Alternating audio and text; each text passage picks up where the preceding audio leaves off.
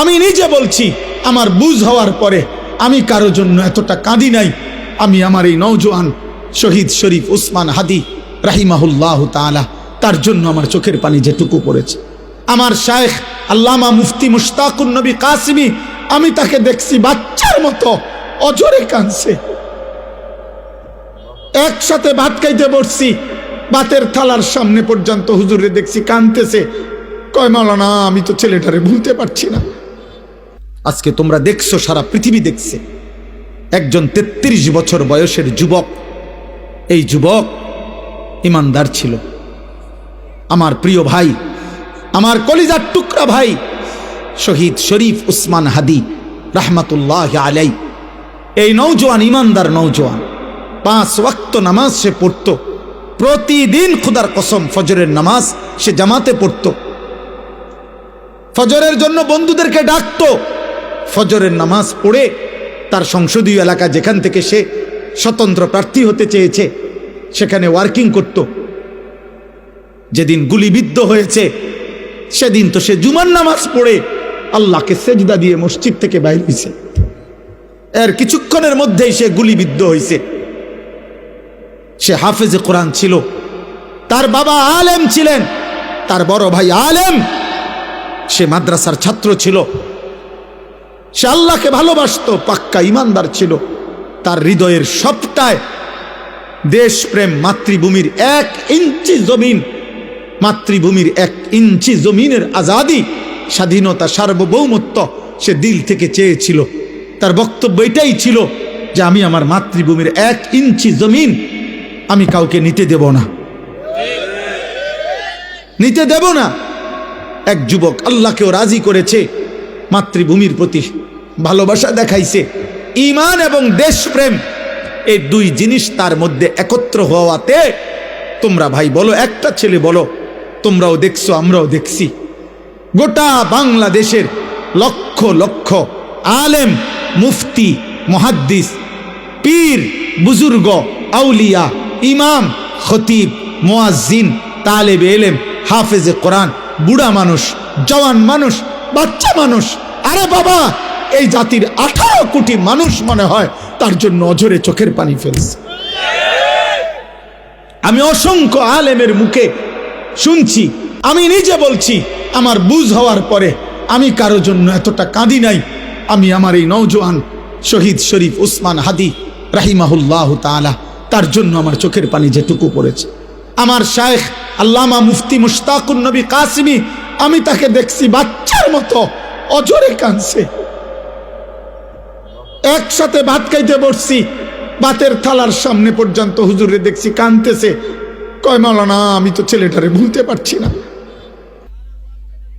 তাইলে বলো ভাই, এত মানুষের চোখের পানি ঝরছে একজন ইমানদার যুবকের জন্য, তোমরা দেখছো বাবা। অতএব তোমাদের কাছে বলি, বাপ, মরিলে এমন মরাই মইরো, বাঁচলে এমন বাঁচাই বাইচ। এই পৃথিবী তোমারে মনে রাখবে না রে আব্বা। এই নারী, ছবি, মোবাইল, অশ্লীল দৃশ্য, জিনা, ব্যভিচার, মদ, জুয়া, বন্ধুদের অসৎ আড্ডা, রাত্র দিন মোবাইলের আসক্তি, আর 1 ওয়াক্ত নামাজের সেজদা নাই। খোদার কসম, রব্বে কাবার কসম, এই পৃথিবী তোমারে মনে রাখবে না, তোমারে মনে রাখবে। পৃথিবী শ্রদ্ধা করে না। দুনিয়া তো নাফরমানও ভোগ করে, কিন্তু পৃথিবী তাকে সম্মান করে না। ফেরাউন, এই নাম, এই বেঈমান, তো পৃথিবী ভোগ করছে, সে তো বাদশা ছিল। কিন্তু আজকের পৃথিবীতে কোনো মানুষ মুসলমান দূরে থাকবে, কোনো মানুষ কোনো কুত্তার নামও রাখে না ফেরাউন।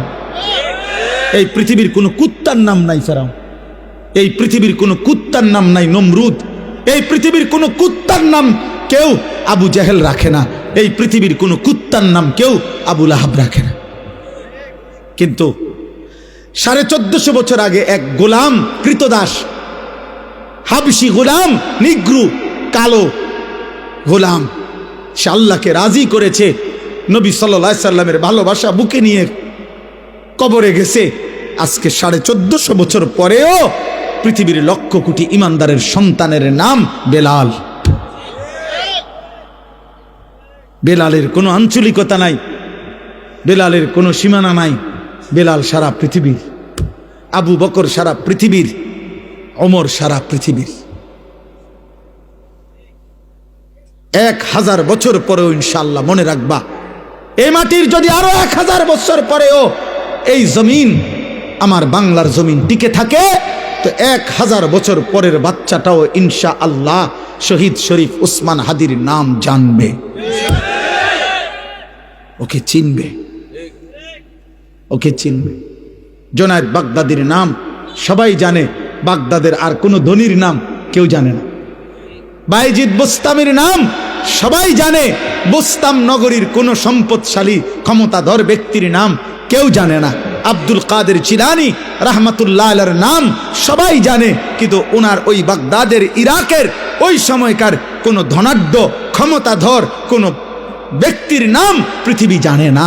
রাবেয়া বসরির নাম সবাই জানে, কিন্তু ওই জামানার কোনো সুন্দরী রূপসী নর্তকীর নাম পৃথিবী জানে না। বেঈমানের নাম থাকে না, নাফরমানের নাম থাকে না, ইমানদারের নাম কলিজায় কলিজায় বসে যায়, ইমানদারের নাম আরশে আজিমে লেখা হয়ে যায়। ফেরো, তুমি ফেরো, আল্লাহর দিকে ফেরো, আল্লাহর দিকে ফেরো। আমি বড় আশাবাদী, একটা একটা নওজোয়ান ফিরবে। আগামী দিনের স্বপ্ন দেখি আমরা, আমরাও থাকবো না। এই আমগরও অনেকে বলে এই হবে সেই হবে, সতর্ক থাকেন, সাবধানে থাকেন। আরে গুলি করবে, এই তো খুন করে ফেলবে, গুম করে ফেলবে, এই পৃথিবীর থেকে হত্যা করে ফেলবে। আমি তো স্পষ্ট বলছি, যাই করো বেঈমান, যাই করো, যেই কোনো আলেম, যেই কোনো ইমানদার, যেই কোনো সাহসী বাংলার স্বাধীনতাকামী আধিপত্যবাদ বিরোধী বাংলার যেই কোনো ইমানদার যুবককে যাই করো, গুলি করো, খুন করো, শহীদ করো, হত্যা করো, গুম করো, হারিয়ে ফেলো, আর কোনো আলেমকে যাই করো, শেষ পর্যন্ত তাকে তো তুমি আল্লাহর কাছেই ফেরত পাঠাইবা। আর ওই মালিক ইনসাফ করবেন, ইনসাফ করবেন, তিনি জুলুম করবে না।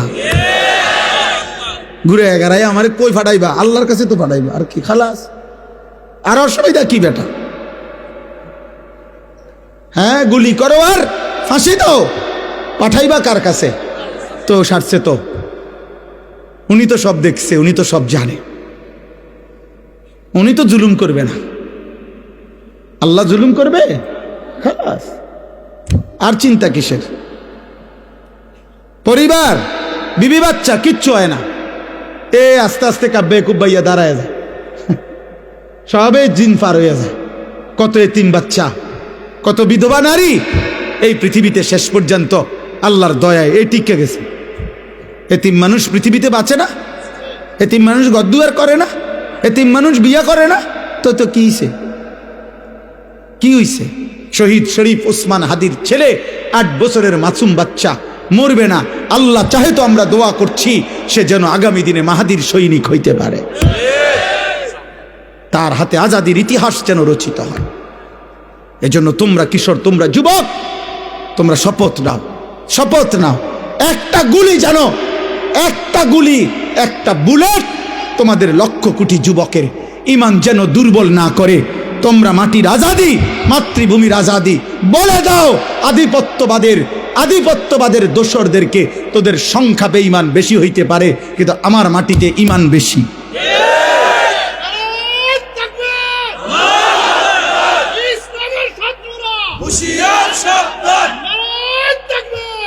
আমাদের জমিনে ইমান বেশি, ইনশাআল্লাহ, ইনশাআল্লাহ। আমরা খুন দেব, আজাদি দেব না। 1 ইঞ্চি মাতৃভূমির জমিন কেউ নিতে পারবে না, ইনশাআল্লাহ। যে পরিমাণ যুবক দরকার রবের ইশারায় তুমি জানবাও না, ইমানদার যুবক ঠিকই আছে, ছিল, থাকবো ইনশাআল্লাহ। এমন অনেক ছেলে আছো, শোনো মিয়া, আমার কথা শোনো। নবী তো সেদিন আবু বকরকেও দাওয়াত দিছে, আবু জেহেলকেও দাওয়াত দিছে, ওমরকেও দাওয়াত দিছে, আবু লাহাবকেও দাওয়াত দিছে, দিছে না? কথা বলেন না তো? আল্লাহর পাক যেন বন্ধুকে বলছে, বন্ধু দাওয়াত আমনে সবাইরে দেন, লোক নিমু আমি।